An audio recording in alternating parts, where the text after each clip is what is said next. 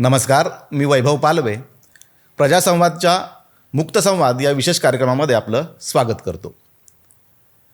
खरं तर संपूर्ण महाराष्ट्राला ज्यांच्या सामाजिक कार्यामुळे त्यांना एक ओळख मिळालेली आहे, संपूर्ण महाराष्ट्र ज्यांना ओळखतो असे निलेश सांबरे, जे आपल्या वेगवेगळ्या सामाजिक उपक्रमांमुळे, मग ते शिक्षणावरती असेल, आरोग्याचं असेल, महिला सक्षमीकरण असेल, अशा विविध प्रश्नांवरती ते आणि युवकांच्या रोजगारावरती सुद्धा मोठ्या प्रमाणावरती त्यांचं काम आज राज्यभरामध्ये सुरू आहे. या विशेष कार्यक्रमात ते आज आपल्याशी बोलणार आहेत. एकूणच त्यांची या सामाजिक कार्यामागची भूमिका, त्यांची प्रेरणा काय आहे, हे सगळं आपण जाणून घेणार आहोत. तर निलेश सांबरेजी, आपलं स्वागत आहे प्रजासंवादमध्ये. नमस्कार. सर्वप्रथम पहिला प्रश्न आपल्याला असा आहे की आपण एका खेड्यातून आलेले आहात, विक्रमगडसारख्या एका खेडेगावातून आलात आणि आज आपण एवढा मोठ्या प्रमाणावरती आपलं सामाजिक काम उभं केलं आहे. तर ही प्रेरणा आपल्याला नेमकी कुठून मिळाली? पण शाळेत शिकत असताना आपण बघितलं छत्रपती शिवाजी महाराज, डॉक्टर बाबासाहेब आंबेडकर, त्याचबरोबर आईवडिलांचे संस्कार. हे शिकत असताना आपण परिस्थिती बघितली का माणसासाठी माणसाने काम केलं पाहिजे. कॉलेजला शिकत असताना वावरांनी बालमृत्यूकांड झाला होता जव्हार तालुक्यातील. बरोबर. शेकडो बालकं ही पानं पडतात झाडाची त्याप्रमाणे मरण पावली होती. अशा वेळेस त्याच वेळेस ठरवलं होतं की जेव्हा मेहनतीने आपल्याकडे 2 पैसे येतील, आपल्या घरच्या गरजा पूर्ण होतील, कुटुंबाच्या जबाबदाऱ्या पूर्ण होतील, त्यावेळेनंतर आपण पूर्ण आयुष्यात समाजाला वाहिलं पाहिजे. आणि व्यवसायातून आलेला उद्या पैसा आहे हा काही निव्वळ आपल्या कुटुंबाचा नसतो, तर त्याच्यावर पूर्ण अधिकार आपल्या समाजाचा असतं.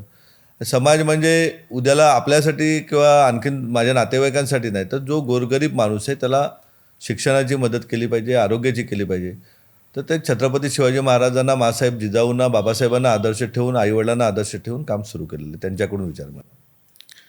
आत्ता हे अशा पद्धतीने आपण जे आरोग्याचा प्रश्न असेल किंवा रोजगार, महिलांच्या सक्षमीकरणाचा असेल, युवकांसाठी रोजगार असेल आणि शिक्षणाच्या क्षेत्रात आपण ज्या पद्धतीनं काम करताय, म्हणजे CBSEच्या शाळा असतील, वेगवेगळ्या ठिकाणी आपण झडपोली असेल, शहापूर असेल आणि आत्ता कोकणातसुद्धा आपण मोठं रुग्णालय उभं केलं आहे.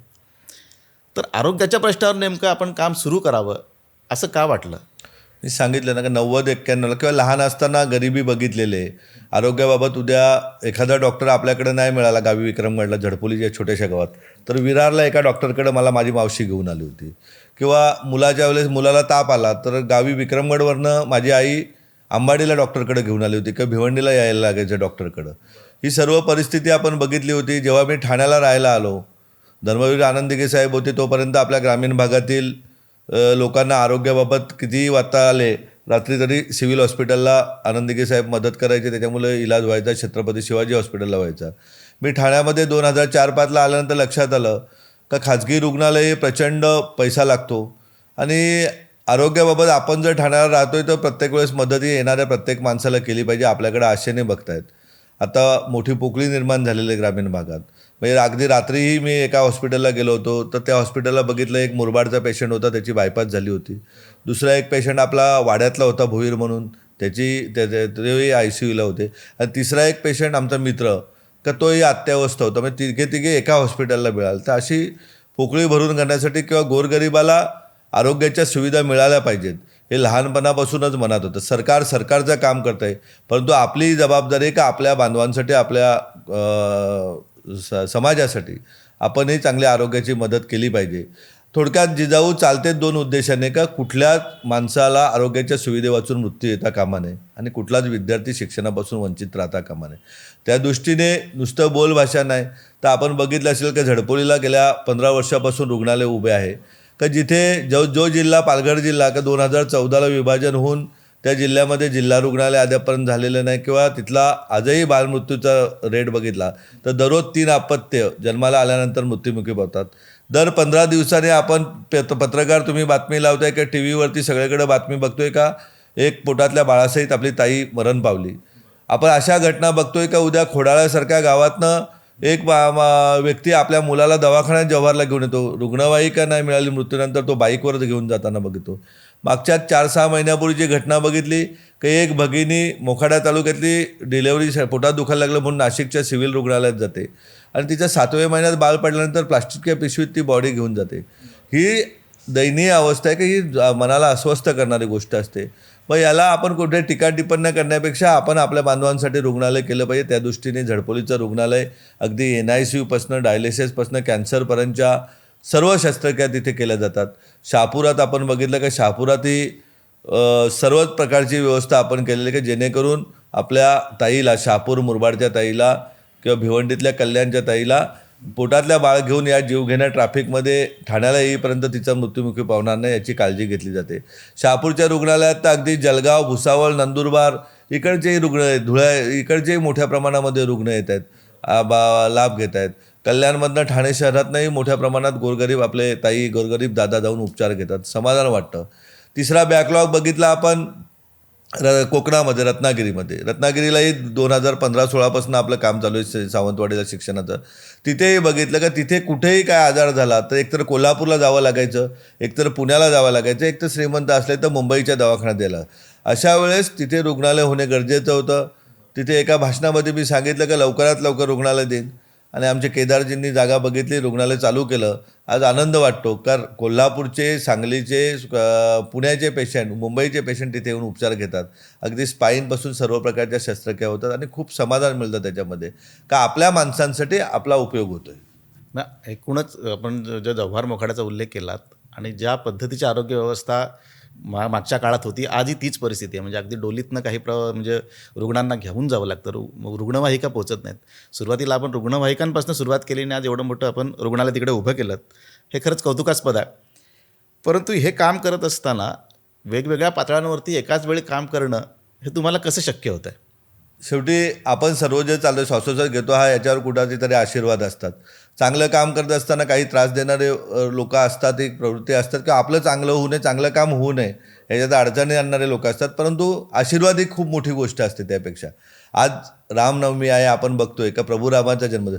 प्रभू राम त्या काळामध्ये इतकी मोठी क्रांती करू शकले.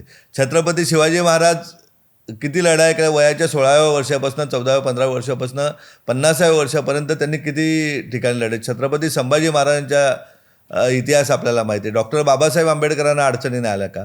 मी आजच कुठेतरी क्विट वाटलं का चांगल्या कामाला या अडचणी येत असतात, परंतु त्या अडचणीतून आपण पार पडत असतो. येतानाच मला आठवण झाली का बाबा या शहरामध्ये अनेक गरीब लोक जन्माला गरिबीत आले, परंतु चांगलं काम करत गेल्यानंतर ते मोठ्या पदावरपर्यंत पोहोचतात. मी अगदी खात्रीपूर्वक सांगतो का या शहराचे आयुक्त होते. हे आयुक्त जेव्हा UPSC झाले तेव्हा ते एका मित्राच्या घरी रिझल्ट बघायला गेले होते आणि त्यांनी सायकल नेली होती. ती सायकल त्यांची खालून चोरांनी चोरून नेली. मग UPSCचा रिझल्ट आला, पास झालो आणि एका बाजूला सायकल चोरी केली. म्हणजे त्यांना दुःखही झालं होतं सायकल चोरीला गेल्याचं आणि आनंदही झाला होता. ते मग ठाणे महापालिकेचे आयुक्त होऊ शकले किंवा आपल्या पालघरचे जिल्हाधिकारी होऊ शकले, अभिजित बांगर सर. तर अडचणी येत असतात, परंतु समाधान खूप महत्त्वाचं असतं. आज दररोज आपले कमीत कमी 5 ते 7 मेडिकल कॅम्प चालतात. 28 आपले जिजाऊचे आरोग्य क्लिनिक आहेत की जेणेकरून प्रायमरी स्टेजला, इथे बाजूलाही मानपाड्यामध्ये प्रायमरी स्टेजला आजार समजला का तो शस्त्रक्रियेसाठी आपल्या हॉस्पिटलला यायला जातो आणि खूप आत्मिक समाधान मिळते. मी तर आमच्या मित्रांना सांगत असतो की एक आरोग्य व्यवस्था अशी आहे की त्याच्यावरती एक मोठा राजकीय पक्ष निर्माण झाला आणि तो राजकीय पक्षाच्या आज तिसरी पिढी ही त्या आरोग्य व्यवस्थेला, पहिल्या आरोग्य व्यवस्थेच्या कार्यकर्त्यांनी केलेल्या कामावरती उदरनिर्वाह करते. इतकं मोठं काम आहे ते. खरं आहे. म्हणजे आपण ठाणे आणि पालघर जिल्ह्याचा जरी विचार केला तर स्वातंत्र्यानंतर असं कुठलं नेतृत्व उभं राहिलेलं दिसलं नाही. म्हणजे एखाद्याने शिक्षण क्षेत्रात काम केलं तर ते एका क्षेत्रात काम केलं आहे, पण असं वेगवेगळ्या पातळ्यांवरती काम करून, म्हणजे समाजसेवेच्या अंगानं म्हणतो मी, राजकारणातली गोष्ट वेगळी, पण तुम्ही आरोग्य असेल, शिक्षण असेल, महिला सक्षमीकरण असेल, युवकांसाठी वेगवेगळी प्रशिक्षणं असतील, त्यांना नोकरीच्या संध्या असतील, रोजगाराच्या त्यांच्या समस्यांवरती तुम्ही काम करता. तर हे कसं शक्य होतं म्हणजे एवढ्या सगळ्या गोष्टी करताना एकाच वेळी? आता हॉस्पिटल उघडल्यानंतर आपल्याला लक्षात येते का आपल्याला आपल्याकडचे डॉक्टर नाहीत. म्हणजे अगदी तुम्ही तलासरी मोखाड्यापासून तर सावंतवाडीपर्यंत बघायला गेले किंवा महाराष्ट्रातच बघायला गेले तर आपल्याकडे स्वतःचे डॉक्टर्स नसल्यामुळे, डॉक्टर्स कोणाचे असतात? श्रीमंतांची फुलं डोनेशन भरून उद्या 2.5 कोटी 3 कोटी रुपये भरून MBBS करतात, नंतर 5 कोटी रुपये देऊन MD MS होतात. ते झाल्यानंतर काय होतं का त्यांना त्यांचा व्यवसाय करायचा असतो आणि आरोग्य हे प्रामाणिक क्षेत्र आहे, शिक्षण प्रामाणिक क्षेत्र आहे. या क्षेत्रामध्ये जेव्हा गोरगरिबाचा मुलगा मुलगी जाईल त्यावेळेसच आपल्याला समाजाला न्याय मिळणार आहे. त्यासाठी आपण शिक्षण क्षेत्रावरती भरतो किंवा अधिकारी आपले झाले पाहिजेत. स्पर्धा परीक्षेचे. त्या दृष्टीने आपण शिक्षण क्षेत्राला भर देतो का अगदी मोखाड्यासारख्या तालुक्यामध्ये अतिदुर्गम 3 CBSE शाळा आहेत, जव्हारमध्ये 2 आहेत, विक्रमगडमध्ये एक आहे, भिवंडीमध्ये एक आहे, शहापूरमध्ये 2 आहेत. काय शिक्षण हे मिळालं पाहिजे आणि शिक्षण मिळताना लहानपणी मुलाच्या डोक्यात घातलं पाहिजे का तुला मोठं व्हायचं आहे, तुला जेवढं मोठं व्हायचं आहे, तुला उडायचं तेवढं उड, तुला पंखात बल देण्याची ताकद आपण निर्माण करू. जेव्हा शिक्षण घेऊन आपली पोरं प्रशासनामध्ये प्रत्येक जागेवर बसतील, आपली पोरं शिक्षण घेऊन व्यवसाय करतील, आपले मुलं डॉक्टर होतील किंवा नुसतं ITI न होता IIT सारख्या इन्स्टिट्यूटमध्ये इंजिनियर होतील, त्यावेळेसच आपली गरिबी दूर होणार आहे किंवा आपल्या समाजाला न्याय मिळणार. आणि आज अभिमानाने आपल्याला सांगतोय का मोखाड्यासारख्या तालुक्यामध्ये एक दिवशी आम्ही कार्यक्रमाला गेलो, एक घर जळालं. तिथे गेल्यानंतर पंचनामा करणारा तलाठी हा आपला होता. आपण वाडा तालुक्यातली खाटीक समाजाची एक मुलगी जिचे वडील चिकन तोडतात, ती पोरगी IITला पाठवून तिचं आज IIT करून आता पुढच्या वर्षी IIMला जाते. ज्यांना आईवडील नसलेला मुलगा कोल्हापूरहून आलेले स्वप्नील माने सर, का जे उद्या शिकायचं होतं, फक्त त्यांच्या मनात इच्छा होती शिक्षण घ्यायचं आहे. इंजिनिअरिंगच्या आई गेल्या होत्या, इंजिनिअरिंग शिक्षणाचा बाबा गेले, त्यांना जिजाऊ मिळाली. आज अभिमानाने सांगतो वयाच्या 24व्या वर्षी UPSC होऊन पश्चिम बंगाल कॅडरला IPS ऑफिसर म्हणून काम करतात. त्यांच्या मिसेसही IPS आहेत कर्नाटक कॅडरला.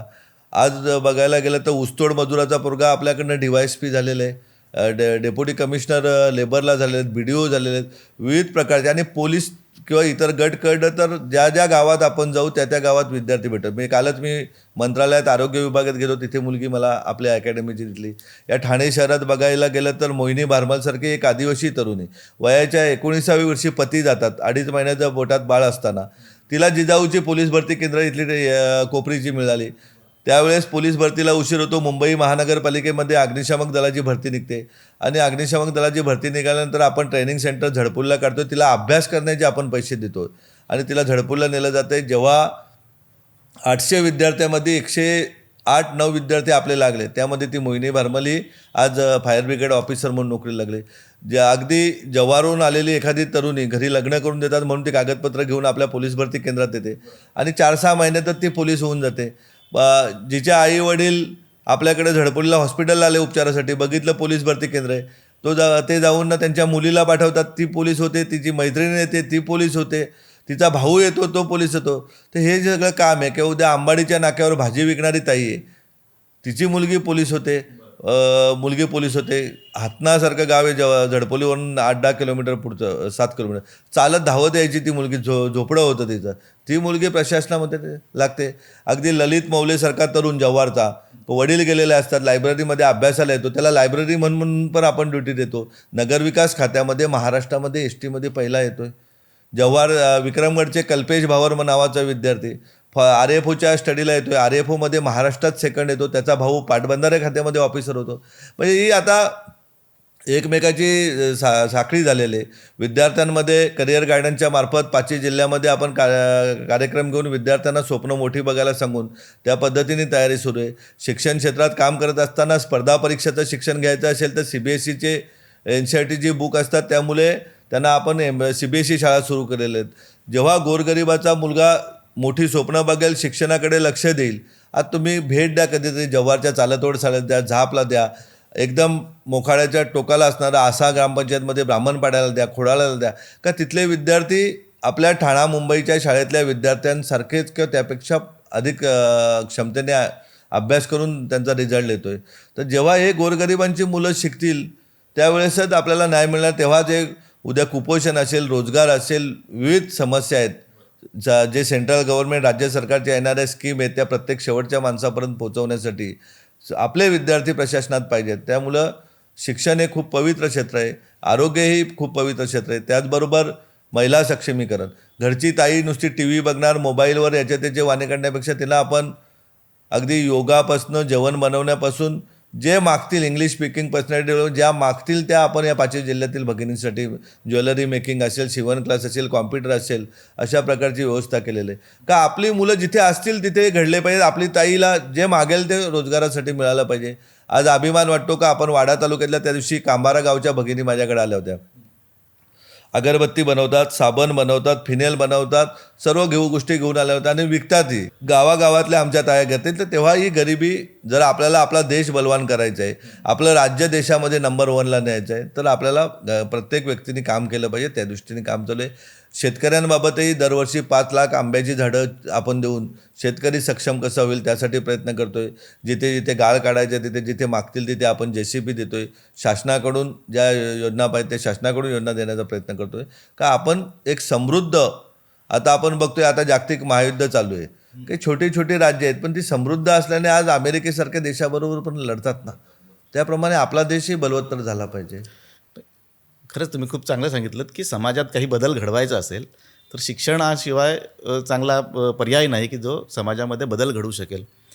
तर हे सगळं करत असताना, वेगवेगळ्या क्षेत्रात काम करत असताना पैशाचं सोंग काही आणता येत नाही.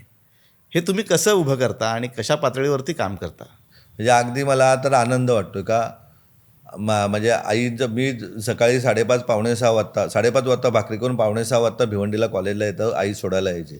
आज आमच्या घरातले वडीलही तितकं करतात, आईही करते, मी करतोय, माझी दोन्ही मुलंही. म्हणजे आता मुलगीही आता शहापूरच्या दवाखान्यात आहे. मगाशी येताना मी फोन केला तर मुलगाही साईडवर उभा आहे. जेव्हा सर्व मिळून आम्ही काम करतो, आमच्या कुटुंबालाही आपल्या सरकार 1,00,000-2 लाख रुपये महिन्याला भरपूर गोष्ट राहते. मग व्यवसाय आपला कन्स्ट्रक्शनचा बिझनेस आहे. त्या कन्स्ट्रक्शनच्या बिझनेसमधून येणाऱ्या प्रॉफिटमध्ये 80 ते 90% प्रॉफिट हा 100% समाजासाठी वापरला जातो. का कधी कधी सरकारकडे पैसे नसतात, मग बँकांकडनं कर्ज घेऊन उद्या व्यवसायाला मदत केली जाते. परंतु सामाजिक काम कुठं रोखलं जात नाही. उद्या वेळ आली तर कुठे खाजगीतून व्याजाने पैसे घेतले जातात. उद्या पगार करायचे आहेत किंवा कुठल्या गोष्टी आहेत, परंतु काम थांबलं जात नाही. पैशाचं सोंग करता येत नाहीत. आपण बरोबर बोललात मुद्दा. परंतु मदत करणारे किंवा कुठे ना कुठे मार्केटमध्ये चांगल्या कामासाठी मदत करणारे लोक असतात, मदत होते आणि रेटलं जाते. किंवा आमचे कामगार आहेत, डॉक्टर्स असतील, टीचर्स असतील, उद्या 2 महिने पगार नाही आला म्हणून कोण काय राजीनामा देऊन जात नाही. त्यांना माहिती आहे का पैसे आज ना उद्या मिळणार आहेत. काम मोठं आहे. शिक्षक असतील, प्रत्येकजण कन्स्ट्रक्शन कंपनीचे लोक असतील, अगदी ड्रायव्हरसारखा माणूस आहे, त्यालाही 2 महिन्याचा पगार नाही दिला म्हणून तो कधी काम बंद नाही करत किंवा राजीनामा देऊन जात नाही. त्यांना माहिती आहे का आपल्या सांबरे साहेबांकडे पैसे आले तर पैसे मिळणार आहेत. त्या आशेने काम करतात. आज 1,500-2,500 हजार लोक आपल्याकडे काम करतात. परंतु प्रत्येकाचा विश्वास आहे. वेंडर्स असतात कन्स्ट्रक्शन कंपनी, त्यांनाही माहिती आहे का पैसे आल्यानंतर आपल्याला 100% पैसे मिळतील. त्याच्यातून पैसे आल्यानंतर पहिले आपण त्यांचे पैसे देऊन काम केलं जातं. कायम विरोधक असा आरोप करत असतात की भ्रष्ट मार्गातून आलेल्या पैशातनंही समाजसेवा सुरू आहे. तर याकडे तुम्ही कसं बघता, की विरोधकांच्या या आरोपांकडे कसं बघता? पहिली गोष्ट, त्यांनी काय काम केलं. विरोधकाला काय असतं साहेब, का त्यांचं काम पण महत्त्वाचं असतं. जे कोण आरोप करतात त्यांचं काय काम आहे ते महत्त्वाचं आहे. जे आरोप करतात ते सत्तेत असतील किंवा विरोधात असतील तर त्यांच्याकडे मायबाप सरकार आहे. जर असं काय असलं तर ते खरोखर गळ्याला फास लावू शकतात. पहिली गोष्ट काय आहे का माणसाला झोप शांत लागली पाहिजे, हे मी स्वतः मानतोय. मला जर उद्या पैसे कमावायचे असते तर मी या गोष्टी केल्याच नसत्या. आज आपण बघताय का ठाण्यासारख्या शहरामध्ये 21 झोपडपट्ट्यांना आपल्या मुलांना शिक्षण देण्याचं काम चालू आहे. अगदी येऊरच्या आदिवासी पाड्यात गेले तरीसुद्धा शिक्षण दिलं जातं आहे. इंदिरानगरमध्येही शिक्षण दिलं जातं आहे. ठाणा स्टेशनसारख्या ठिकाणी मोठ्या भाड्याने जागा घेऊन स्पर्धा परीक्षेचे रेग्युलर क्लासेस, कॉम्प्युटर क्लासेस सुरू आहेत. आपण आता मानपाड्यात बसलात, आदरणीय मीनाक्षीताई आणि शिंदेसाहेबांनी जागा उपलब्ध करून दिली. त्या जागेमध्ये प्रत्येक फ्लोअरवरती खाली भगिनींसाठी हे चालू आहे. फर्स्ट फ्लोअरला आपला स्पर्धा परीक्षा अभ्यासिका, वरती कॉम्प्युटर क्लासेस सुरू आहेत. प्रत्येक फ्लोअरवरती काम चालू आहे. तर असं ठाणे शहरातली एका गोष्ट सांगतोय. कल्याणमध्ये हीच परिस्थिती आहे, भिवंडी शहरामध्ये हीच परिस्थिती आहे. प्रत्येक ठिकाणी म्हणजे अगदी मोखाड्यासारख्या ठिकाणी फ्री कोचिंग क्लासेस आहेत, विक्रमगडला फ्री कोचिंग क्लासेस आहेत. जिथे जिथे विद्यार्थी मागतील विद्यार्थी घडला पाहिजे यासाठी काम आहे. लोक आरोप करणारे ते करत. लोकांनी महात्मा ज्योतिबा फुले सावित्रीबाईंना नाही सोडलं, छत्रपती शिवाजी महाराजांना नाही सोडलं. आपण बघतो इतिहास आहे. संत तुकारामांना नाही सोडलं, ज्ञानेश्वर माऊली त्यांच्या कुटुंबाला नाही सोडलं. तर आपण तर जनमाणूस आहेत, ते तर देव होते. तुम्ही महात्मा फुलेंचं नाव घेतलं आणि मला एक आठवलं की महात्मा फुलेंचा सुद्धा बांधकाम व्यवसाय होता आणि वेगवेगळे त्यावेळचे ब्रिटिश सरकारचे वेगवेगळे प्रोजेक्ट त्यांनी, अगदी मुंबई महापालिका सुद्धा त्यांनी बांधण्याचं काम केलं. तर कुठला व्यवसाय करणं हे काही चुकीचं नाही, अजिबात नाही. परंतु त्या व्यवसायातून मिळालेल्या पैशातून आपण समाजाला काही देणं लागतो, ही भूमिका घेणं खूप महत्त्वाचं असतं आणि ते तुम्ही घेताय. पण तरीसुद्धा विरोधक कायमच आरोप करत असतात की आपण समाजकारणाच्या आडून राजकारण करत असता. तर याकडे कसं बघता? विरोधकांना आरोप करायचे ते करू दे. आता आपल्या 9 CBSE शाळा आहेत, आपण आणखीन 41 बांधणार. 50 CBSE शाळा आहेत, त्यांनी 500 बांधाव्या. त्यांना शुभेच्छा आहेत आमच्या. त्यांनी उद्या भ्रष्टाचाराच्या पैशात ते बांधावं. आम्ही तर नाही सांगत का आम्ही आमच्या आयुष्यात तशी कृत्य करणार नाही. आम्ही 50 स्पर्धा परीक्षा अभ्यासिका आहेत, 35 पोलीस भरती करते, त्यांनी त्याही तिथे 500-500 कराव्या. आपल्याला आनंदाची गोष्ट आहे. आम्हाला तर तेच तर करायचं आहे की ज्यांच्याकडे पैसा साठवलेला आहे तो पैसा साठवून सडवण्यापेक्षा समाजाच्या चांगल्या कामाला लागला पाहिजे. आणि समाज दाखवून देतो ना, आपण बघितलं असेल त्या छोट्या छोट्या गोष्टीलाही समाज दाखवून देतो का चांगल्या कामाच्या पाठीमागे समाज ठामपणे उभा असतो. असा कुठलाच दिवस माझा नाही का मला माणसांच्यात मी नाही आहे. मला येतानाच सकाळी एक फोन आला होता माझ्या फ्रेंडचा मुंबईवरून. तर मी त्यांच्याशी बोलत होतो काय कुठलाही व्यवसाय करताना तुम्ही मागे बघू नका म्हटलं. जेव्हा तुम्ही हा पण काळ बघितला आहे का 2013च्या वाडा भिवंडीच्या टोलनाक्यानंतर का मला माणूस बोलायला नसायचा. आज मला एकही मिनटं फुरसत नसतो कुठलाही याचा. तर त्याच्यामुळे तुम्ही काळजी करू नका. जो व्यवसाय तुम्ही निवडला त्या व्यवसायामध्ये बेस्ट कसं बनण्याचं करायचं आहे. तिथे म्हटलं तुम्ही क्लासेस घेणार आहेत तर आईवडील नसलेल्या विद्यार्थ्याला मोफत शिक्षण दिलं पाहिजे. वडील नसलेल्या विद्यार्थ्याला 50% द्या. आणि जो रिअलच गरीब आहे त्यालाही मोफत शिकवलं पाहिजे. हा उद्देश करा. नुसता व्यवसाय करता कामणार नाही. आज आपण बघतोय का अनेक क्लासेस चालतात, 10-10, 15-15 हजार कोटीचा टर्नओव्हर होतो. अशा वेळेस 4 लाख रुपये फी घ्यायचे, आपण लाख रुपये खर्च आहे तर 1.5 लाख रुपयेच घ्या ॲटोमॅटिक. आणि ते चांगल्या क्वालिटीचं द्या. कुठे निघून जाल पुढच्या 5-6 वर्षाचं बघा. आणि लोक काय बघतात त्याच्याकडे बोलण्यात चाललं नाही. आपल्याला गंमत माहीत आहे का वडील आणि मुलगा गाढव विकायला जातात, गाढवावर बसलं तरी बोलतात, नाही बसलं तरी बोलतात. मी एवढा अधिकाराने सांगू शकतो की ज्या गावात मी जन्म घेतलेला आहे त्या गावचा मी सरपंचही नाही होऊ शकत. त्या तालुक्याचा पंचायत समिती सभापती नाही, आमदार नाही, खासदार नाही, जिल्हा परिषद आहे. त्या गावामध्ये जर मी इतकं मोठं करू शकतो 200 लोकवस्तीच्या गावामध्ये 2000 विद्यार्थी अगदी महाराष्ट्राच्या कानाकोपऱ्यातून तर येत आहेत, गुजरातहूनही विद्यार्थी तिथे येत आहेत. देशामध्ये पहिला प्रयोग आपण केला आहे की इयत्ता 9वीपासून JEE नीटचे क्लासेस सुरू केलेत आणि त्यासाठी IIT टीचर आणलेत. एका 200 लोकवस्तीच्या आदिवासी गावामध्ये IIT शिकलेले टीचर आपण आणलेले आहेत. नुकताच लागलेल्या JEEच्या रिझल्टमध्ये 98% एका विद्यार्थ्याला मिळाले. म्हणजे हा रिझल्ट आहे का त्याच कॉलेजमधून IITला जाणारी मुलगी बघितली. अनेक विद्यार्थी विजेटिया किंवा इतर चांगल्या इंजिनिअरिंग कॉलेजला, पुण्याच्या इंजिनिअरिंग कॉलेजला प्रवेश करतात. अनेक विद्यार्थी MBBSला जातात. हे आपण समोर बघितले. आपण जे काम करतोय का ते अगदी आपल्याला अभिमानाने सांगू शकतो का आपल्या विक्रमगड तालुक्यातला खुडेत नावाचं गाव आहे का ते ग्रामपंचायतमध्ये शिपाई असणारा व्यक्ती, त्याच्या मुलगा मोबाईलच्या यूट्यूबवर अभ्यास करतो, त्याला नीटमध्ये चांगले मार्क मिळतात, त्याला MBBSला कोठ्यातून प्रवेश मिळाला असताना त्या कॉलेजने प्रवेश दिला नाही, त्याला प्रायव्हेट कॉलेजला प्रवेश देऊन आपण शिक्षण देतोय. वाडा तालुक्यातील मुलगा नाणेगावचा का जो उद्या विशाल पाटील म्हणून का जो उद्या यूट्यूबवर मोबाईलवरती अभ्यास करून त्याला नीटला वेदांताला आज 4था वर्ष आहे त्याची फी आपण भरतोय. भिवंडी तालुक्यातली मुलगी बंगला आहे दिसायला, मुलीला शिकवायचं नाही म्हणून तिला फी दिली जात नाही, तिचे 25-25 लाख रुपये आपण भरलेले आहेत. ठाणे शहरातल्या विद्यार्थ्यांचे भरले आहेत. या शहरातला आता बाजूच्या माजिवडा भागातील एका प्लंबरचा मुलगा, त्याची काय जातपात आपल्याला माहीत नाही, आपला महाराष्ट्रातला नाही, ओडिसाचा प्लंबर, त्याच्या वडिलांचे हात सडलेले. मी गेलो होतो. 10x6चं घर त्याचं, त्याच्यामध्ये त्यांचे आईवडील राहतात, मुलाचे आईवडील राहतात आणि मुलगा अभ्यास करून 611 मार्क काढले होते.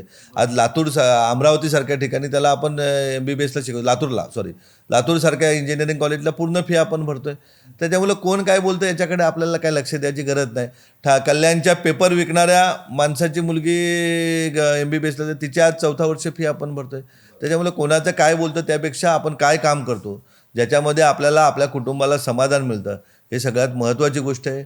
आणि पैसा सडवण्यापेक्षा किंवा उद्या तुमच्याकडे जास्त पैसे झाले परप्रांतीयांच्या ताब्यात देणार, परप्रांतीय उद्या उडून जाणार किंवा आपल्या पश्चात आपल्या महाराष्ट्राचा इतिहास आहे किंवा जगज्जेता सिकंदरही रिकाम्या हाताने गेलेले. जे जास्त चांगलं काम करू किंवा आपला पैसा आपल्या राज्यातील लोकांनी खाल्लं शिक्षण आणि आरोग्यावर तर त्याच्यापेक्षा आनंदाची दुसरी गोष्ट असते. खूप महत्त्वाचा आहे हा तुम्ही मुद्दा आता मांडलात. आपण रचनात्मक काम केलं म्हणजे सगळ्या शिक्षण असेल, आरोग्य असेल, महिला सक्षमीकरण असेल, या रचनात्मक कामाबरोबरच आपण संघर्षात्मक कामसुद्धा केलं. अनेक आंदोलनं केलीत, त्यावेळेस आपल्यावरती अनेक गुन्हे दाखल झाले. तर आत्ता हे सगळं संघर्षात्मक काम किंवा पालघरचं तुमचं एवढं मोठं उपोषण, तिथे हजारो लोक तुमच्या पाठीशी उभे राहिले, तर ह्या आंदोलनांकडे कसं बघता? आंदोलन तर डॉक्टर बाबासाहेब आंबेडकरांनी सांगितलं शिका आणि संघर्ष करा. मी बोललो ना का छत्रपती शिवाजी महाराज आणि बाबासाहेब आंबेडकर ज्यांना कळले त्याला कसलीच कधी कुठे अडचण येणार. ते माझ्या सकाळी मुंबईच्या मित्राला मी बोललो की ज्यांना छत्रपती शिवाजी महाराज आणि बाबासाहेब आंबेडकर कळले त्याला कुठेच अडचण कधीच येणार नाही म्हटलं. कारण ज्यांनी आयुष्यभर संघर्षच केला आहे आणि तेच आपले आदर्श आहेत. त्यामुळे संघर्ष हा करतच राहायचा. म्हणजे आज बघायला गेलं तर देशाच्या पंतप्रधानांनी संघर्ष करूनच बसलेले आहेत, आपण पाहतोय. आज राहुल गांधीही संघर्ष करतायत, तेही आपण बघतोय.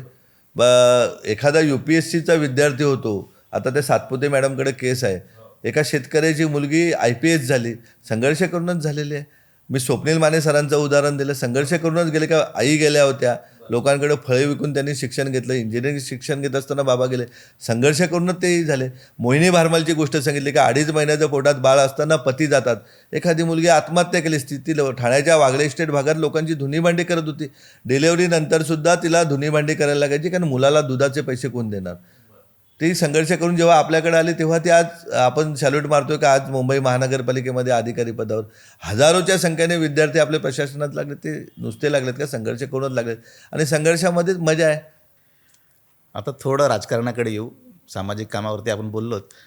आपण पालघर जिल्ह्यामध्ये जिल्हा परिषद निवडणूक लढलात आणि पहिल्याच वेळेस आपण उपाध्यक्षसुद्धा झालात, परंतु न्यायालयाच्या निर्णयामुळे आपल्याला ते थोडं ते पद सोडावं लागलं, त्या जागा OBC आरक्षणामुळे. परंतु मिळालेल्या संधीत म्हणजे जो काही कालावधी तुम्हाला मिळाला, त्या कालावधीत नेमकं काय सामाजिक काम तुम्ही केलं की समाजाचं काय भलं करता आलं आपल्याला? पालघरचा इतिहास कधीतरी लिहिला जाईल आणि राजकारणाचा इतिहास लिहिला जाईल, तर नक्कीच माझा जिल्हा परिषदचा कार्यकाळ 1 वर्षाचा तो सुवर्णाक्षराने लिहिला जाईल. असा एकमेव जिल्हा परिषद सदस्य मी होतो का मी कुठलाही भत्ता घेतला नाही, गाडी घेतली नाही, PA घेतला नाही, कुठल्याच गोष्टी घेतल्या. माझं केबिन आहे, ते केबिनही मी स्वतःने केलं होतं. कोविड काळ चालू होता किंवा अडचणी नको म्हणून AC आमच्या केबिनमध्ये कधी लावला गेला नाही. इतकंच नाही तर दिवस रात्र जिल्हा परिषदचे कर्मचारी, माझं डोक्यात असायचं की शिक्षक जर शाळेत 9:30 पावणे 10 ते 5:30 राहिला तर ऑटोमॅटिक विद्यार्थी शिकतात. जिथे गेलो तिथे मी जायच्या अगोदर अशी परिस्थिती होती की शिक्षक आळीपाळीने शिक्षक यायचे. 4 शिक्षक राहिले ते 1 ॲब्सेंट असेल तर 3 शिक्षक यायचे. ते दिवस रात्र आपण प्रत्येक शाळा गेले, म्हणजे अंगणवाडी असेल, शाळा असेल, दवाखाने असेल. दवाखान्याची अशी परिस्थिती पाहिली का आमच्या जिल्ह्याचे एक अधिकारी होते आरोग्याचे, त्यांची ती मैत्रीण म्हणून डॉक्टर होती म्हणून ती मैत्रीण नाशिकलाच राहायची, फुकटचा पगार घ्यायची. मी सिओना घेऊन गेलो, तिथे सस्पेंड करायला लावली. एक डॉक्टर होते, ते आमचे पालकमंत्र्यांचे नातेवाईक होते, ते यायचे, त्यांना निलंबित केलं का जेणेकरून पगार तुम्ही आमचा घेतोय तर आमच्या एका PHCला गेलो तर खोटी नावं रजिस्टर केली होती मेडिसिनसाठी, काय एवढे लोक आले, ते उघडकीस केलं. अगदी उपकेंद्रांना स्टाफ राहायचा नाही, शिक्षक राहायचे. ज्याला ज्या गावात पगार दिला जातो आदिवासीचा भत्ता मिळतो त्यांनी त्या गावात राहिलं पाहिजे. ग्रामसेवक नावाचं एक मोठं प्रस्थ असतं. पालघरचे ग्रामसेवक ग्रामीण भागात यायला तयार नव्हते. त्यांना आम्ही चौकशा लावून 9 ग्रामसेवक, 11 अंगणवाड्या न बांधता पेमेंट केलं. 9 ग्रामसेवक ऑन दी स्पॉट सस्पेंड केले. ज्यांच्या चुका होत्या त्या पद्धतीने केले. पालघर भागातले ग्रामसेवक ग्रामीण भागातले आणले, ग्रामीण भागातले पालघर भागात आणले. म्हणजे नोकरी करताय बिनकामाचे आमचे शिक्षक असायचे, खोटी मेडिकल बिलं असायची. जिल्हा परिषदला काम करत असताना बघितलं, जिल्ह्यातून दुसऱ्या जिल्ह्यात शिक्षक सोडायचं तर 2 लाख 3 लाख रुपये रेट ठरला होता. आरोग्य सेविका असली तिच्या बदलीचे 50,000 रुपये होते. विविध बदल्या त्या सगळ्या साफसूत्र करायला लावल्या होत्या. कुठल्याच बदलीमध्ये आमच्याकडे एकही रुपया नव्हता. पहिली गोष्ट, शिक्षक सोडायचे नाही. ज्या जिल्ह्यामध्ये आदिवासी जिल्हा आहे, 35% शिक्षक कमी असतानाही वरून मंत्र्यांचा फोन आला, कोणाचा फोन आला की शिक्षक, एकही शिक्षक सोडू दिला नाही. शाळा दुरुस्तीच्या नावाने आमचे पदाधिकारीच मोठ्या प्रमाणात करप्शन, ते बंद केलं होतं. का ज्या गोष्टी शक्य झाल्या त्या केल्या होत्या. मी 9:15 वाजता ऑफिसला जाणार तर 9:30 वाजता आमचे HOD सगळे केबिनला असायचे चहा प्यायला. माझी विनंती तीच असायची का पहिल्या दिवशी मी बघितलं होतं का एक शिक्षक विक्रमगडचे होते, ते पेन्शनसाठी त्या FDमध्ये फेऱ्या मारत, त्यांचा पाय सडला होता. त्या दिवसापासून सांगितलं आनंदीबाई पेन्शन योजना झाली पाहिजे का त्यांना सन्मानाने त्याच दिवशी शेवटच्या दिवशी पेन्शन मिळाली पाहिजे, ती योजना लावली होती. शिक्षक सोडले नव्हते, कुठले नवीन शिक्षक भरतीसाठी प्रयत्न चालू केले होते, कर्मचारी भरतीसाठी केले होते. म्हणजे अगदी पहिला असेल का जिल्हा परिषदमध्ये काय जिल्हाधिकाऱ्यांना आम्ही बोलवलं होतं, SP आले होते, सगळे अधिकारी आले होते जिल्ह्याचे विषय, STचे डेपो मॅनेजर, डिव्हिजन मॅनेजर सर्व आले होते. का जे जिल्हा परिषदचे अधिकारी ते अधिकार आपण जिल्ह्यातील नागरिकांना द्यायला लावले होते आणि खूप आनंद मिळत होता. का अगदी रात्री एखाद्या लग्नावरून आलं तरी PHCला व्हिजिट केली, डॉक्टर नशेत राहिला तर त्याची मेडिकल केलेली आहे, विविध गोष्टी केल्या, खूप आनंद मिळत होता ते काम करतात. अंगणवाडीत गेलं तर तिथलं विद्यार्थ्यांना द्यायला आणलेलं अन्न खाल्लेले, नाश्ता केलेले, खूप समाधान वाटायचं. नाही, आपण राजकारण म्हणून पालघर जिल्ह्यामध्ये जिल्हा परिषदमध्ये मिळवलेलं यश असेल, म्हणजे त्या काळची राष्ट्रवादी काँग्रेस असेल, सोबत तुम्ही त्यांच्या होतात, आणि नगरपंचायतीच्या एकूणच सगळे नगरसेवक असतील, तर जे जिल्ह्यात राजकीय पक्ष आहेत त्यांच्या तुल्यबळ तुमचे उमेदवार नगरसेवक आणि जिल्हा परिषद सदस्यांची संख्या, पंचायत समिती सदस्य संख्या, असं संख्याबळ बघितलं तर एखाद्या राजकीय पक्षापेक्षाही जास्त संख्याबळ तुमच्याकडे होतं. तर ही जनसामान्यांमध्ये ताकद तुम्ही कशी काय मिळवलीत? जनसामान्यांचा प्रत्यक्षात चालणाऱ्या कामावर विश्वास आहे ना. नुसता निवडणुका आल्या का 8 दिवस भाषणं बांधून हे करून कंटाळलेत लोक.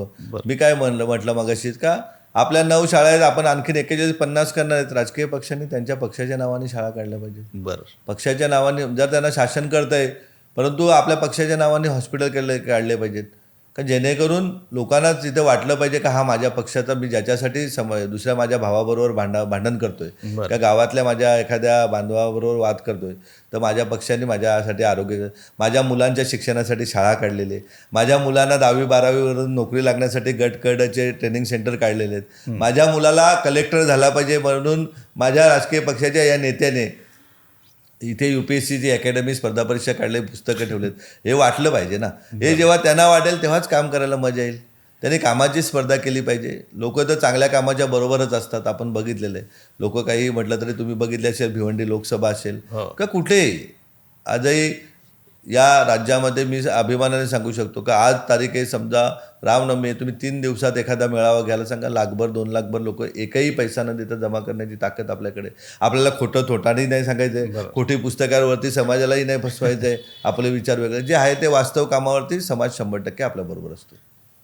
तर तुम्ही खूप महत्त्वाचं सांगितलं की सामाजिक कामावरतीच भरोसा ठेवून लोक तुम्हाला मतदान केलं किंवा लोक तुमच्या पाठीशी राहतात. पण मधल्या काळात एक असं लक्षात आलं की ज्या तुमच्या सामाजिक कामाचा सर्वाधिक लाभ या परिसरातला आदिवासी समाज असेल, दलित समाज असेल, OBC समाज असेल, या समाजाला झाला, परंतु मी त्याचे लाभ एका अर्थाने घेतलेत या समाजाने. पण असं दिसतंय की पेसासारख्या गोष्टीमध्ये निलेश सांबरेंना टार्गेट केलं जातं आणि त्यांना बदनाम केलं जातं की ते पेसाच्या विरोधामध्ये आहेत. तर नेमकं काय भूमिका तुमची होती त्या काळात की पेसाच्या खरंच तुम्ही विरोधात होतात का? अजिबात. मी कधीही कुठल्याही समाजाच्या विरोधात नाही आहे. गंमत काय होती का मी उपाध्यक्षपद गेल्यानंतर दुसरे पदाधिकारी आले. बरं, आपल्या शाळेचे मी उपाध्यक्ष असताना मी बघितलं होतं का मुंबई महापालिकेचे 150 शिक्षक आले म्हणून यांनी 150 शिक्षक सोडून दिले होते आधीच्या बॉडीने. मीरा भाईंदरचे 60 शिक्षक आले म्हणून यांनी 60 शिक्षक सोडून दिले. आणि नंतर ते शिक्षक जे मूळ होते त्यांना परत त्या महापालिकांनी बोलून घेतलं. म्हणजे आपल्या जिल्ह्यामध्ये 150 आणि 160 210 शिक्षक कमी झाले होते. निवृत्त होतात ते कमी होते. जवळजवळ 3,500 शिक्षक कमी असताना आपल्या काही महाभागाने जिल्ह्यातील पदाधिकारी असतील, राजकीय पक्ष नेते यांनी 3-3 लाख रुपये लोकांकडून घेऊन 700 शिक्षक सोडायला लावले होते. बरं. पण ते 700 शिक्षक सोडायला लावल्यानंतर मला समजल्यानंतर मी सिओनशी बोललो, आमच्या पदाधिकाऱ्यांना सांगितलं बाबा बघा तिथे विरोध करा. आणि मी कोर्टामध्ये केस टाकली की जोपर्यंत आमच्या जिल्ह्यामध्ये शिक्षक भरती 10% कमी होत नाही, राहत नाही शिक्षक, तोपर्यंत एकही शिक्षक सोडू नये. आणि त्याला स्टे घेतला होता. म्हणजे अगदी ॲडव्होकेट तलेकर म्हणून वकील केले होते, मोठे वकील आहेत मुंबईतले, मुंबई औरंगाबाद उच्च न्यायालयाचे मोठे वकील, त्यांना वकील केलं होतं आणि त्यांनी त्या पद्धतीने भूमिका मांडून एकही शिक्षक सोडू नये म्हणून ऑर्डर केली होती.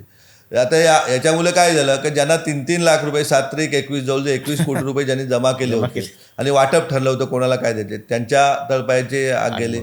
आणि शिक्षक कोर्टाच्या निर्णयाविरुद्ध जो गरजेचा होता का प्रत्येक विद्यार्थ्याला शिक्षण मिळालं पाहिजे, त्याच्याने आमच्याकडच्या 35 ते 40% शाळा बंद पडल्या असत्या.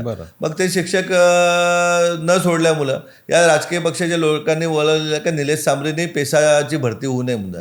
आणि म्हणून मी सांगतो ना, शिक्षण गरजेचं आहे. म्हणजे अगदी ज्याला शिकलेलं त्यांनी ती लगेच नेटवरती याचिका काढली असती, त्याच्यातले पॉईंट काढले असते, त्याला समजलं असतं. पण तोंड आपण, आणि राजकीय पक्षाची लोक या गोष्टीत एकदम माहीर असतात. आपल्याला आठवतंय का मनोहर जोशी साहेब मुख्यमंत्री असताना गणपती दूध पिला, 5 मिनिटात सगळ्या राज्यभर झालं होतं. प्रत्येक जण दूध घेऊन उभे असेल, तुम्ही आम्ही पण असू कदाचित.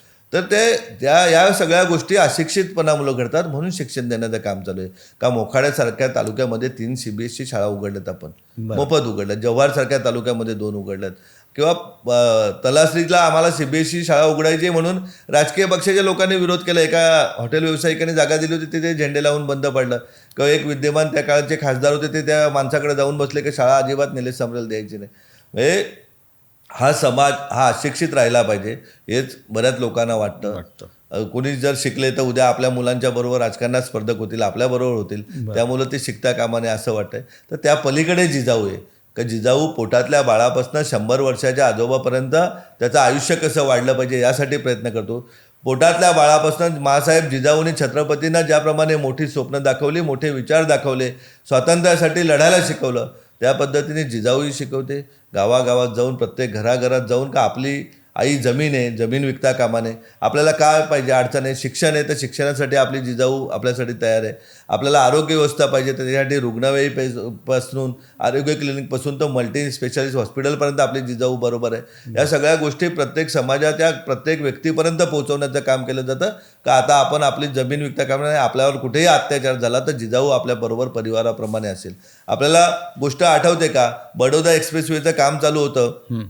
एका आदिवासी कुटुंबातील एका भगिनीला विवस्त करण्यात आलं होतं. तिथे आपले जिजाऊचे लोक गेले, हे केलं, तर तिथे काही लोकप्रतिनिधी आले, गोंगाट केला, दुपारनंतर मॅनेज झाले. आपण बघितल्या त्या गोष्टी. आपण मुंबई अहमदाबाद रोडची परिस्थिती बघतोय का, आज इतका दयनीय अवस्था. एक दिवशी जिल्ह्याची DPDC रद्द झाली का बाबा त्या ठेकेदाराला बोला, दुसऱ्या DPDCला कोणी आवाजही नाही काढला. हा आवाज दाबला जातो कारण आपले लोक अशिक्षित आहेत. जेव्हा बाबासाहेब सांगतात का शिक्षण घ्या, आणि शिक्षण घेतलेला विद्यार्थी हा उद्या वाघिणीसारखा गुरगुरू शकतो. वाघिणीचं दूध पिऊन शिक्षण घ्या, शिक्षण हे वाघिणीचं दूध आहे. तर ते शिक्षण देण्याचं काम आपण करतो, विचार देण्याचं काम करतो, चांगले विचार देण्याचं काम करतो. तुम्ही म्हणालात की पेसाच्या विरोधात तुम्ही नव्हतात, पण अजिबात नव्हतो. एक मुद्दा असा येतो आत्ताच्या घडीला पेसा कायद्याने, की आदिवासी समाज आणि बिगर आदिवासी समाज याच्यामध्ये दिवसेंदिवस दरी वाढताना दिसते. तर मग ह्या प्रश्नाकडे कसं पाहायला पाहिजे आता? नाही, संविधानाने ज्याप्रमाणे बाबासाहेबांच्या राज्यघटनेप्रमाणे ते सगळे निर्णय व्हायला पाहिजेत. बरोबर. का त्या जिल्ह्यामध्ये बिगर आदिवासी लोक राहतात, ज्याप्रमाणे सुप्रीम कोर्टाच्या गाईडलाईन्स आहेत गावागावात, त्याप्रमाणे आदिवासी समाजावर अन्याय होता कामा नये आणि बिगर आदिवासी अन्याय होता कामा नये. दोघंजणं पिढ्यानपिढ्या एका रथाची 2 चाकं म्हणून चालत होते, त्या पद्धतीनेच चालले पाहिजेत. फक्त गंमत काय आहे का, जे काही पुढारी आहेत जे कधीच स्वतःची मुलं शिकवण्यासाठी स्पेशल गाडीने मुलं जातात, का स्वतःची मुलं चांगल्या इंटरनॅशनल, पण भावाचीही मुलं शिकवत नाही. ते लोक या गोष्टीमध्ये आम्ही आदिवासींच्या बरोबरीने खोटं दाखवतात का, सातत्याने खोटी कामं करून पैसे कमवतात, हे करतात. ते दाखवतात का आम्हाला खूप आत्मीय येतं. ज्यांच्या घरी आश्रमशाळेचे तांदूळ येतात, आश्रमशाळेची डाळ येते, आश्रमशाळेचं गुळातील येते, म्हणजे विद्यार्थ्यांच्या हक्काचं, त्या दाखवतात का आम्ही आदिवासींचे काही वाद येते. हे चुकीचं आहे. त्यासाठी समाज शुद्ध झाला पाहिजे, आणि शुद्ध होईल समाज आज ना उद्या. हा शेवटी काय आहे की ज्याप्रमाणे छत्रपती शिवाजी महाराजांची मोगलांविरुद्धची लढाई होती, स्वातंत्र्य सैनिकांनी इंग्रजांविरुद्ध लढाई होती, त्याप्रमाणे स्वतःच्या हक्कासाठी बाबासाहेबांच्या राज्यघटनेप्रमाणे ची लढाई. आणि या लढाईमध्ये आज ना उद्या 100% यश मिळून समाजाला जे सत्य आहे ते सत्य समजलं जाईल. तर एक मुद्दा असा आहे की आपण जे काम करताय सामाजिक काम, त्याच्या सर्वच जाती धर्मांच्या पलीकडे जाऊन आपण काम करता आणि त्याचा लाभही त्या समाजाला होतो. परंतु जेव्हा आपण स्वतः राजकारणामध्ये येता त्यावेळेस समाजाचा त्या प्रमाणात पाठिंबा मिळत नाही असं आमच्यासारख्यांना वाटतं. की म्हणजे लोकसभा निवडणूक तुम्ही लढल्यानंतर तुम्हाला एक 2.5 लाखापर्यंतची जी मतं मिळाली ती खूप चांगली, अपक्ष निवडणूक लढून एवढी चांगली मतं मिळाली. ही अशी मतं आजवर कुठल्याही राजकीय पक्षाच्या माणसाला मिळालेली नाहीत की जो स्वतंत्रपणे निवडणूक लढला. तर तुम्हाला कधी असं वाटतं, नैराश्य येतं की आपल्या पाठीमागे लोक उभे नाही राहत अशा? अजिबात नाही सर. आपल्याला एक आयुष्यातलं गणित माहिती आहे, उद्या जन्म आहे त्याचा मृत्यू होणार आहे, निवडणूक आहे त्यातनं एकच उमेदवार निवडून येणार. या सगळ्या गोष्टी आपण गृहीत धरूनच चालतोय. दुसरी गोष्ट, काय समाजाने कमी केलं तुम्ही मला सांगा ना. का भिवंडी लोकसभेमध्ये ग्रामीण भागामध्ये नंबर 1ला सर्वकडे एक शेतकऱ्याचं पोरगं चाललं. हा लोकांचाच विजय. भिवंडी शहरामध्येही अज्ञानाचाच भर आहे. बरं. का ते उद्या जाती धर्माच्या नावाने निवडणूक लढली गेली, किंवा उद्या मोदीजींना विरोध करायचा म्हणून ऐन वेळेला विचार बदलण्यात. त्या भिवंडीच्या सभा आपण बघितल्या असतील, 10,000, 15,000 हजार बांधव बसवते. म्हणून चांगलं काम आहे ते आपलं सुरूच आहे. भिवंडी शहरातही आजही मोहल्ल्यामध्ये वही वाटप केली जाते, आरोग्याबाबत मेडिकल कॅम्प घेतले जातात, शिक्षणाबाबत महत्त्व समजून सांगितलं जाते. ज्याप्रमाणे प्रत्येक ठिकाणी लोक मॅनेज केली जातात वरिष्ठ लेवल, तशा प्रकारची मॅनेज होत होती धर्मामध्ये म्हणा, जातीमध्ये म्हणा. पण उद्या एक वेळ अशी येईल का सर्व जाती धर्माने जे भारतीय राज्यघटनेप्रमाणे लोकशाही आली पाहिजे त्याप्रमाणे चांगले लोकप्रतिनिधी निवडून देण्याचं काम करतील. पहिल्याच प्रयत्नामध्ये आपला अभ्यास नसताना सुद्धा एवढी मताधिक्य मिळालं ही कमी नाही आहेत. मी पूर्ण समाधानी. म्हणजे अगदी 4 जून 2024ला माझा पराभव झाला. मी 5 जूनला सकाळी 7:30ला ऑफिसला बसून काम सुरू केलेलं आहे, किंवा 5 जूनला माझा पहिला मेडिकल कॅम्प झाला. मी आनंदी आहे, हॅप्पी आहे त्याबाबत. आता एक शेवटचा प्रश्न म्हणजे एका अर्थाने की आपण राजकारणामध्ये ज्यांना ज्यांना मदत केलीत आणि ज्यांच्या ज्यांच्या सोबत राहिलात तेच कालांतराने तुमच्या विरोधात राहिले किंवा तुम्हाला सोडून गेले, तर आपण ज्यांना मदत करतो असे लोक त्यांचं राजकीय यश मिळवून झालं की तुमची पाठ सोडतात, तर तुम्हाला काय वाटतं या सगळ्या? मला खूप हसायला येतं अशा वेळेस तर त्यांचा उद्देश तितकाच असतो, माझा उद्देश तो नाही. माझा उद्देश एखाद्या पक्षाला पाठिंबा देताना हा असतो बरं. का यांचा उपयोग समाजाला होईल, का बाबा उद्या हॉस्पिटल उभा करता येतील, शिक्षण संस्था उभे करता येतील, रोजगार निर्मितीसाठी उपयोग होईल. परंतु जसं बिझनेसमॅन असतात परप्रांतीय, त्याप्रमाणे जर उद्देश ठेवून केला तर मग पुढे भविष्यात तर यायला लागेल. आणि अद्याप तर खूप काम आपलं वाढतंय. म्हणजे अगदी 2018ची पोटनिवडणूक आपण बघितली असतील का, 2015च्या नगरपंचायत निवडणूक, तेव्हापासून राजकीय पक्ष आपल्याकडं येतात किंवा सांगितलं जातं. तर ज्या उद्या मदत नाही केली, काय असतं का वरिष्ठ लेवलचे लोक आहेत त्यांना आपलं काम माहिती आहे, ते आपल्याला खुश आहे. परंतु मधले जे दुवे असतात त्यांना माहिती आहे का निलेश सांबरेंचं काम इथे पोहोचलं तर आपला पोटापाण्याचा बंद होऊन जाईल. मग ते लोक कुठेतरी त्याच्यामध्ये गॅप घडवून आणतात.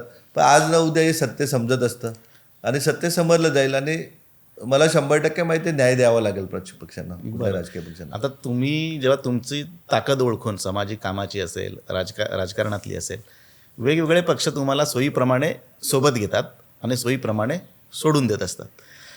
तर या राजकीय पक्षांच्याकडे तुमचा जो वापर केला जातो, तर तुम्ही कसं पाहता की आता या काळात, आता तर तुम्ही समजा एका पक्षाची निवड केलेली आहे, तर शिवसेनेची निवड म्हणजे या प्रश्नाचं उत्तर देत असताना शिवसेनेची निवड का केली आत्ता तुम्ही, असं दोन्ही प्रश्नांची जरा सलग उत्तर दिलेत तर बरं. नक्कीच काय आहे का, जे प्रत्येकाच्या मनात काय आहे ते आपण ओळखू शकत नाही. आपण चांगल्या उद्देशाने प्रत्येकाला मदत करत असतो आणि ती मदत आपण करत राहणार, कारण आपण सामाजिक कार्य, जातीपाती धर्मापलीकडे मदत करत असतो.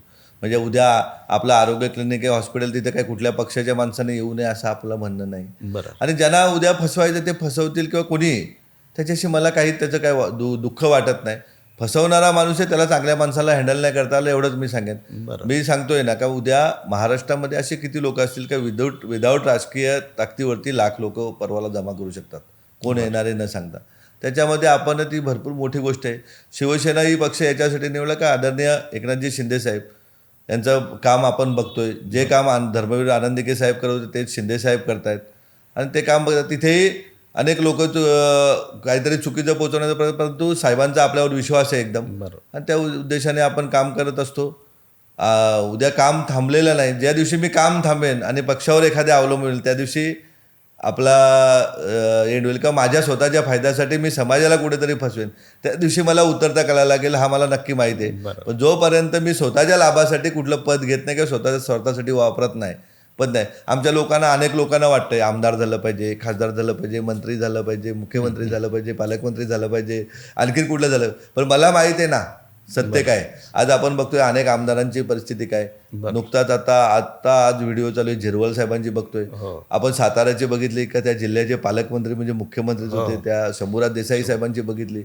आपण अरविंद केजरीवालांची परिस्थिती बघितली का, ते मुख्यमंत्री असताना त्यांना जेलला जायला लागलं आणि आता निर्णय लागला त्यांच्या निर्दोष आहेत.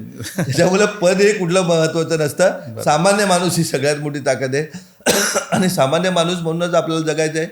ज्याने न्याय दे तो त्याचा प्रश्न आहे, प्रत्येकाचा प्रश्न आहे. परंतु आपण आपलं काम, आमच्या पक्षातही अनेक गोडबोले लोक आहेत. बरं. असे गोड बोलतात बाबा, पण तो त्यांचा गोडबोलेपणा आहे. म्हणजे त्यांच्याबाबत मी केदारजींबरोबर बोलत असतो का, काय माणसं असे वागतात. त्यांना असं वाटतं का आपण मूर्ख आहेत, ज्याप्रमाणे जनतेला चुत्या बनवतात त्याप्रमाणे बनवतात. सर्वांना काही एकाच काठीने हाकायचं नसतं किंवा सर्वांना एकाच समजून करायचं नसतं. परंतु प्रत्येकाची सोच आहे ते आपण काय समजणार आहे म्हटलं, आपण नाही समजू शकत ना. तर तुम्ही खूप महत्त्वाचं सांगितलं की जे राजकारणात घडत असेल, आपल्याला जे मिळेल नशिबानं ते मिळो आणि ते नाही मिळालं काहीतरी त्याला आपल्या मेहनतीवर आपला विश्वास आहे, आपण समाधानी आहात. हां. आता येत्या 17 एप्रिलला आपला वाढदिवस आहे. या निमित्ताने दोन्ही जिल्ह्यात आणि कोकणात सुद्धा वेगवेगळे उपक्रम सुरू आहेत. तर तुम्ही काय सांगाल, एक समाजाला संदेश द्याल या वाढदिवसाच्या निमित्ताने? मी समाजाला इतकंच सांगेन का आपण ज्या ठिकाणी असाल त्या ठिकाणी आपण मोठी स्वप्न पाहिजे. आपण आपल्या देशाशी इमानदारीने वागलो पाहिजे, आपल्या राज्याशी, आपल्या समाजाला फसवता कामा नये. आपण घेऊन काय जाणार नाही. म्हणजे रात्रीचंच सांगतो की एका 42 वर्षाचा आमचा मित्र आज लास्ट स्टेपला आहे. म्हणजे जाताना आपण काय घेऊन जात नसतो. जे चांगलं काम केलंय म्हणून मी रात्री 11 वाजता त्यांना बघायला गेलो. त्या माणसाने चांगलं काम करत राहा. कुठलंही पद महत्त्वाचं नसतं, आपण काय काम करतो ते महत्त्वाचं असतं. नाही तर आपण सांगा, आपण पत्रकार म्हणून का मागचे 10 पंतप्रधानांची नावं सांगू शकता का, 10 मुख्यमंत्र्यांची नावं शकतो. बरं. बाकी मंत्री संत्री तर आपण अनेक बघतोय का, कुठे येतात ना कुठे जातात त्याचा पत्ता नसतो. आमदार किती आहेत, खासदार किती आहेत, आपण वाड्याने बघितलेलं आहे. का तिथं चांगली माणसं होती, पण नंतरचे आपण त्यांचा काळ आपण बघितलेला आहे. अनेक लोकप्रतिनिधींचा बघितलेलं आहे का अगदी देवतुल्य असणाऱ्या माणसांचेही 7-7, 8-8 तास बॉडी एअरपोर्टला राहिली, तर एका बाजूला एखाद्या नटीची बॉडी आली तर 10 मिनिटात निघून जाते. हे आपण सर्वांनी बघितलेलं आहे. म्हणजे ती दारू पिऊन पडून मेलेली आहे आणि हे बिचारे अटॅकने गेलेले आपण बघितलेले. तर त्यामुळे चांगलं काम करत राहा, देवतुल्य लोकप्रतिनिधीप्रमाणे काम केलं पाहिजे. मी तर सांगत असतो, आता ही वास्तू आहे, अशा 100 वास्तू ठाणे शहरात असेल, पण मीनाक्षीताईंना मानायला लागेल का या वास्तूचा चांगला उपयोग चालू केलेला आहे. तर अशा उपयोग प्रत्येकाने केला पाहिजे. जे आपल्याला दिलंय ते समाजाने दिलंय ते दुसऱ्या हाताने आपल्याला परत देता आलं पाहिजे. नक्कीच. आणि वाढदिवसानिमित्त इतकंच सांगेन की एकमेकाला आपण मदत केली पाहिजे. या राज्यातील शेतकरी बांधवांनी जमिनी विकता कामा नये, यासाठी प्रत्येकाने जमिनी सगळ्यात मोठी श्रीमंती आहे. प्रॉपर्टी आपली वडिलोपर्जित ती विकता कामा नये. त्याचबरोबर आरोग्य शिक्षणाबाबत जिथे कोणाला अडचण पडेल तिथे आपले हॉस्पिटल उभे आहेत, तिथले तालुका प्रमुख जिल्हा प्रमुख आपल्यासाठी आहेत. आणि मुलांनी स्वप्न मोठी पाहिली पाहिजेत, मग खेळात असतील, शिक्षणात असतील, व्यवसायात असतील, व्यवसायासाठी, परंतु मोठी स्वप्न बघून त्या पूर्ततेसाठी त्यांनी प्रयत्न केले पाहिजेत.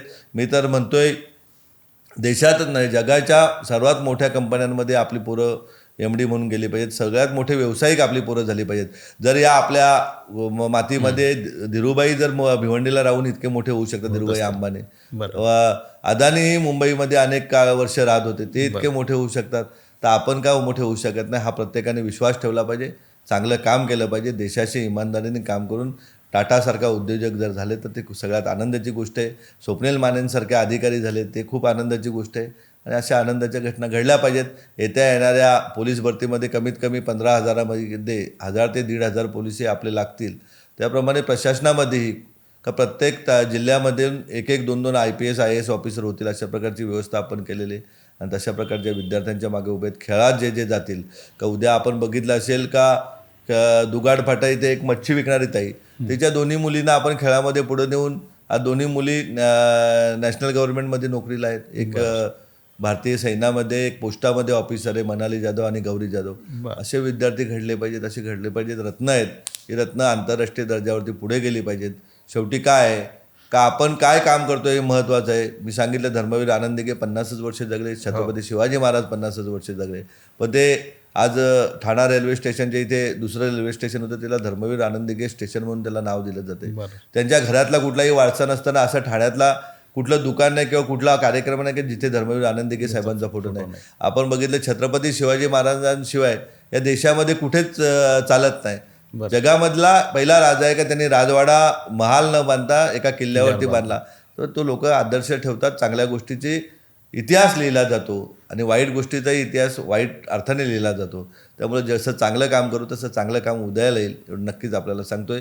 शिका आणि संघर्ष करा. प्रत्येकाने शिक्षण घेतलं पाहिजे आणि एका जातीपुरती धर्मापुरती न राहता हा आपण भारतीय आहोत ते समजून प्रत्येकाने काम केलं पाहिजे. एवढंच या प्रसंगी सगळ्यांना विनंती करतो आणि थांबतो. पुन्हा एकदा आपले आभार मानतो.